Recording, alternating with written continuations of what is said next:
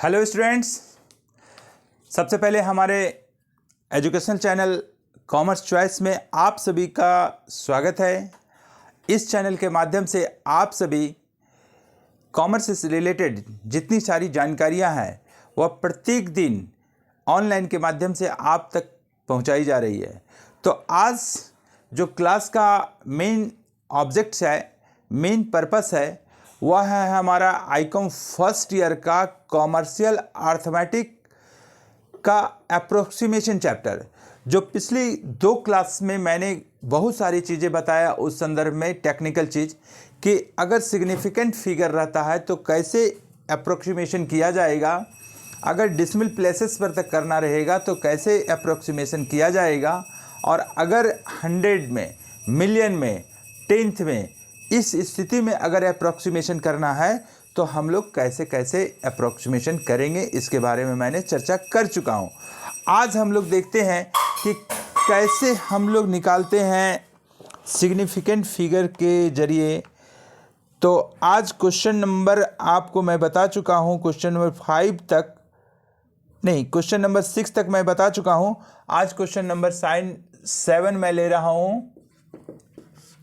ये question number 7 है।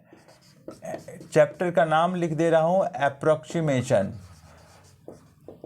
Approximation का क्या महत्व है, किस रूप में बाजार में इसको उतारा जाता है, तो ये भी आपका वर्णन पिछली क्लास में मैंने किया था। तो क्वेश्चन नंबर 7 में दिया हुआ है, express the following numbers correct to the 4 significant figures.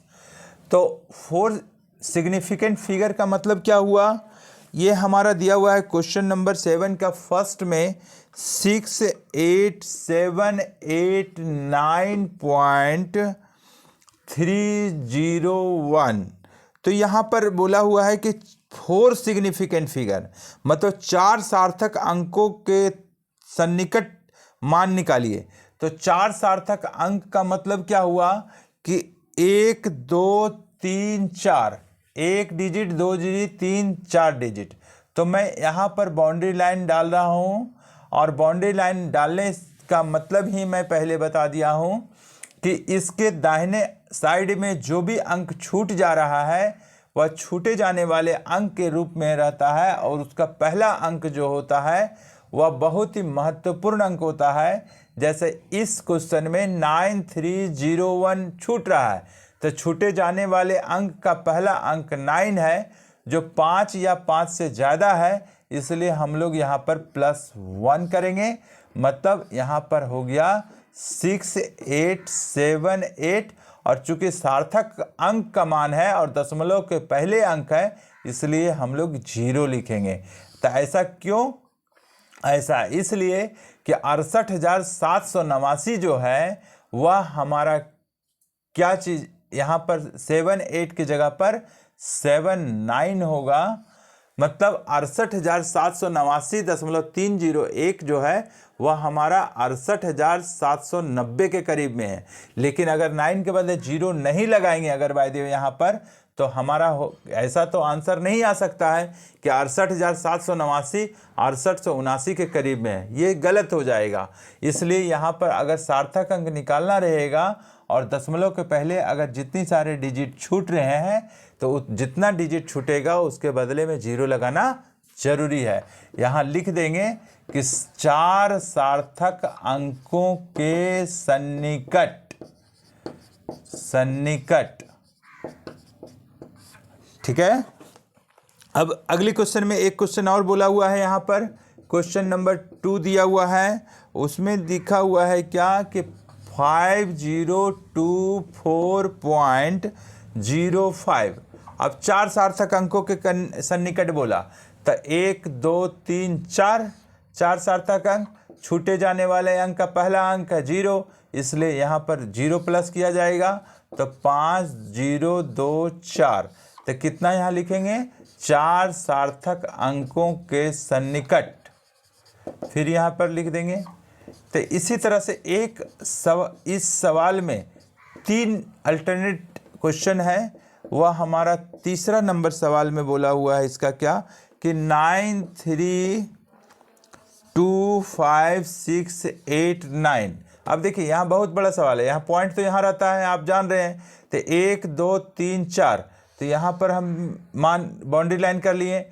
Boundary line करने के बाद छूटे जाने वाले अंक का पहला अंक 6 है, तो 6 के बदले में यहाँ +1 होगा, तो यहाँ पर हो जाएगा 9326। अब देखिए दशमलव यहाँ हमारा है, लेकिन अंक छूट रहा है 3 ठो, तो यहाँ पर 0 0 0, तो यहाँ पर 9326,000 यहाँ लिख देंगे 4 सार्थक अंकों के सन्निकट।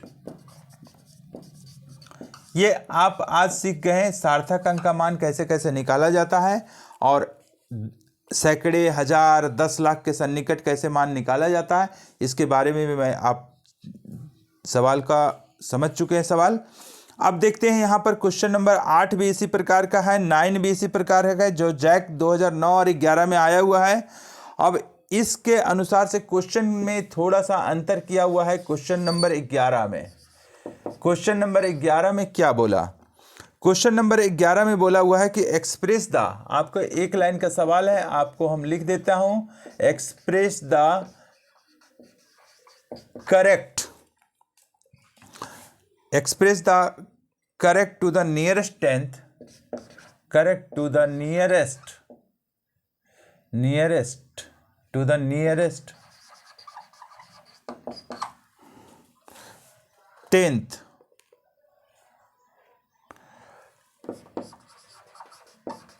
हंड्रेड्स। एक 100 और 100 से इस चैप्टर में लफ्ज में अंतर है, और इसको बनाने का प्रक्रिया में भी अंतर आ जाता है। तो थाउजेंड्स अब कैसे निकालेंगे? मतलब क्या हुआ आप कि निम्नांकित संख्याओं को 10वें, 100वें और 1000वें के सन्निकट यथार्थ मान तक प्रकट कीजिए।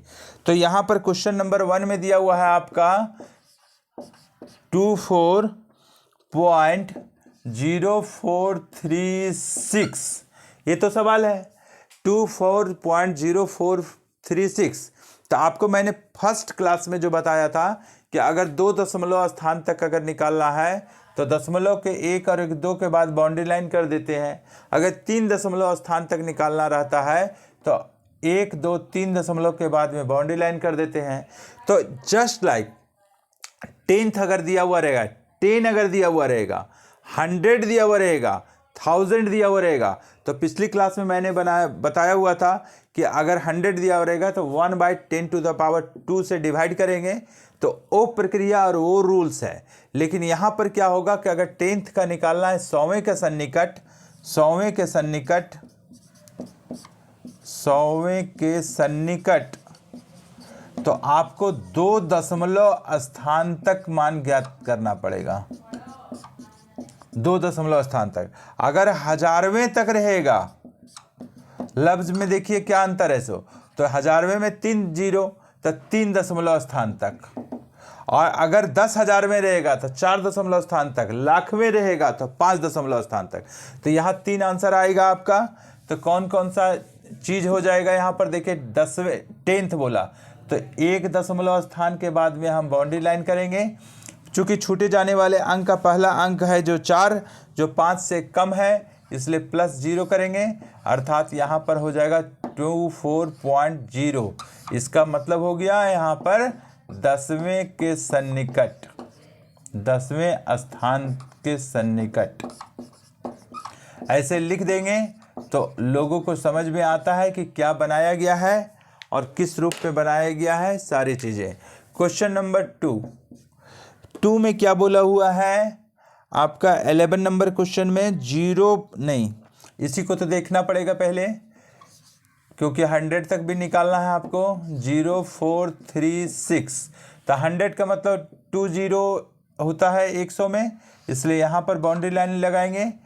3 है 5 से कम, इसलिए 24.04, अर्थात यहाँ पर लिखेंगे 1000वें के सन्निकट, 1000वें स्थान के सन्निकट। ओके, बढ़िया तरीके से समझ में आ रहा है आपको। 24.0436। अब बोला यहाँ थाउजेंड्स के सन्निकट,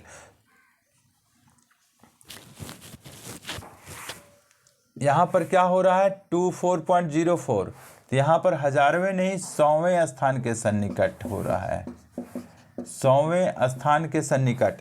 यहाँ हजारवें का मतलब हो गया 3 दशमलव स्थान तक, तो यहाँ पर 6 जो है से 5 से ज़्यादा है, इसलिए +1 करेंगे तो 24.044, तो ये आ गया आपका हजारवें स्थान के सन्निकट, हजारवें स्थान के सन्निकट। तो इस प्रकार से 2 सवाल इसमें और है आपका 11 नंबर में, जो जस्ट लाइक यही रूल्स के आधार पर बन जाएगा, जो 11 का क्वेश्चन नंबर 2 है और क्वेश्चन नंबर 3 है। अब देखते हैं अगली क्वेश्चन की तरफ में, क्वेश्चन नंबर 13।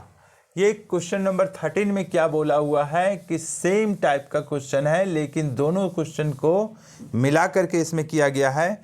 क्वेश्चन नंबर 13 पर है कि 2830645 को हजारवें एवं 2 सार्थक अंकों के सन्निकट यथार्थ मान ज्ञात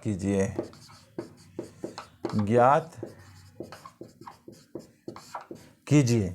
अब इसमें क्या आता है बात यहाँ कि 283.0645 को हजारवें के स्थान के सन्निकट, हजारवें का मतलब हो गया 1000 में 3 जीरो होता है, इसलिए 3 दशमलव स्थान तक, तो 3 दशमलव स्थान का मतलब यहाँ बाउंड्री लाइन पड़ गया, 5 के बदले में +1, तो यहाँ पर लिखेंगे 283.065।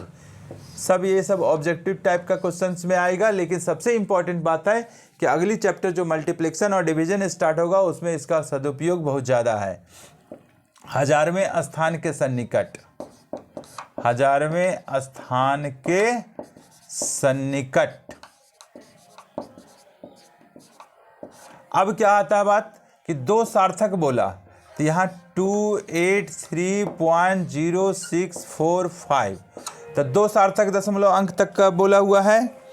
अब इसमें से बात आ रहा है कि 1 और 1 2, तो 2 ही सार्थक अंक होगा, तीसरा सार्थक है जरूर, लेकिन हम इस चीज़ को लेंगे नहीं, क्योंकि सवाल में बोला हुआ है 2 सार्थक अंकों के सन्निकट मान ज्ञात करना है।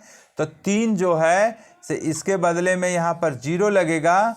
क्यों लगेगा? इसलिए लगेगा कि 3 जो है से 5 से कम है, अर्थात 28। और हमने पहले भी बताया आपको कि अगर सार्थक अंकों का मान ज्ञात करना रहता है तो दशमलव के बाएं साइड में जितने सारे अंक छूट जाते हैं उसके बदले में 0 लगाया जाता है, क्योंकि कहा जाएगा कि ऐसे अर्थ के रूप में कि 283 जो है सो अगर 0 नहीं लगाते हैं तो 28 के सन्निकट नहीं हो सकता, लेकिन अगर 0 लगा देते हैं तो कह सकते हैं कि 283 280 के सन्निकट में है।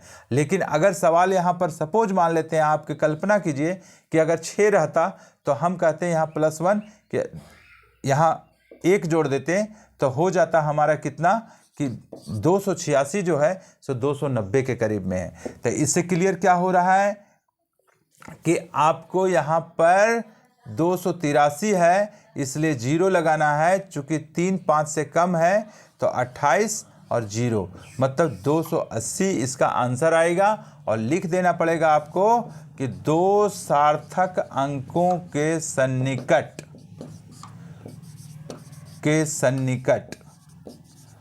तो ये आपको 4 प्रकार का रूल जो बताएं आपको कि डिसिमल प्लेसेस में कैसे निकाला जाता है, सिग्निफिकेंट फिगर के रूप में कैसे निकाला जाता है सार्थक अंकों के सन्निकट, और 100वें, हजारवें और लाखवें के सन्निकट कैसे निकालने की प्रक्रिया है, और सैकड़ा, हजार और 10 लाख के संदर्भ में कैसे निकाला जाएगा, ये भी आपको मैंने बता दिया। और इस सवाल में जितने सारे सवाल अब हैं वह करीबन इतने सब मिलता जुलता है। आप अगर अभ्यास कीजिएगा और प्रयास कीजिएगा तो ये आपका सारा सवाल आपको बन जाएगा, जो क्वेश्चन नंबर 16 तक है। और उसके बाद में मिसलेनियस क्वेश्चंस के रूप में रहता है। तो ये मिसलेनियस क्वेश्चन के बाद में जितना सारा सवाल रहता है सब आप पीछे अध्ययन किए हुए हैं तो निश्चित है बन जाएगा। लेकिन कुछ क्वेश्चंस और मैं सेलेक्ट करके मैं इसमें बता दूंगा ताकि आपको किसी प्रकार का परेशानी ना हो और आपका अप्रॉक्सीमेशन चैप्टर आसानी पूर्वक आपका कंप्लीट हो जाए। और मैं आशा और विश्वास मुझे होता है कि जिस प्रक्रिया से आपको अच्छी तरीके से समझाया जा रहा है, आप अगर गहनता से अगर अध्ययन करते हैं तो आईकॉम फर्स्ट ईयर का जो चैप्टर है आपका अप्रॉक्सीमेशन का, वह बिल्कुल अच्छी तरीके से समझ जाएंगे। और इसमें मूल भावना यही है कि आपको समझना है कि किन किन परिस्थितियों में किस प्रकार का व्यवहार किया जाता है, कौन सा रूल्स अप्लाई करेंगे ताकि हमारा क्वेश्चन अच्छी तरीके से सॉल्व हो जाए। तो अप्रॉक्सीमेशन चैप्टर से आज मैं इतना ही बता रहा हूँ। Okay, thank you.